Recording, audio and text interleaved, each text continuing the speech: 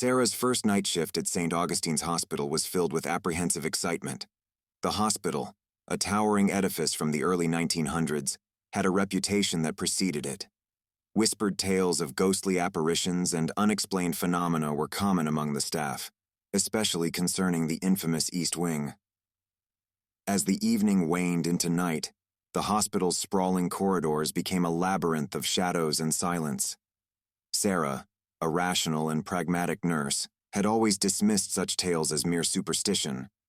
However, she couldn't shake off a growing sense of unease as she made her way through the dimly lit hallways.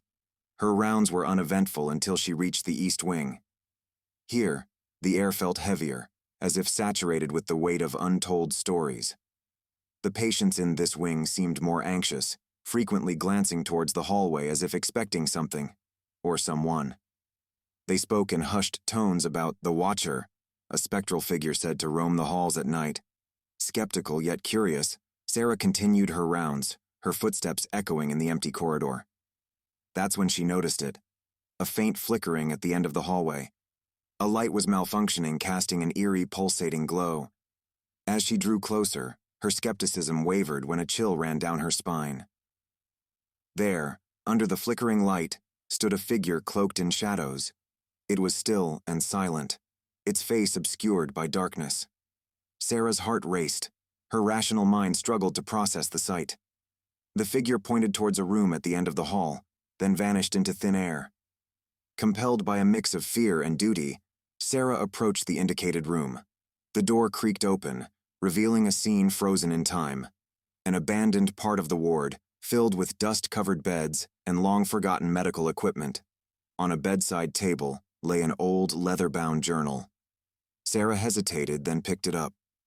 The journal belonged to a nurse who had worked at St. Augustine's decades ago. The entries detailed the care of a mysterious patient, one whose existence seemed erased from the hospital's records.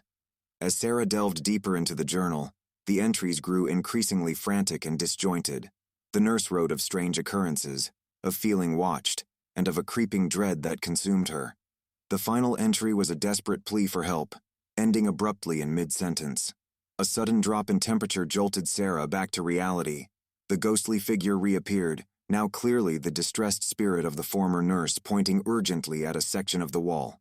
Following the spirit's silent directive, Sarah discovered a hidden door. Behind the door lay a sealed-off section of the hospital, a remnant of a darker past. Dust-laden beds, archaic medical instruments, and faded photographs adorned the room. In the center, a solitary chair faced a grimy mirror, the glass reflecting the sorrow of those who had sat before it. As dawn approached, Sarah pieced together the truth. The Watcher was not a specter to fear but a victim of the hospital's forgotten history, a patient wrongfully confined and erased from existence. The nurse's journal was a testament to a tragedy that had been buried within these walls. Emerging from the night with a heavy heart, Sarah knew she couldn't let this story remain hidden. The spirit of the nurse appeared once more, a look of gratitude in her ethereal eyes before fading with the first light of dawn. Sarah's journey through the night at St. Augustine's had changed her. No longer just a place of healing. The hospital was a keeper of secrets, and she had unearthed one of its darkest.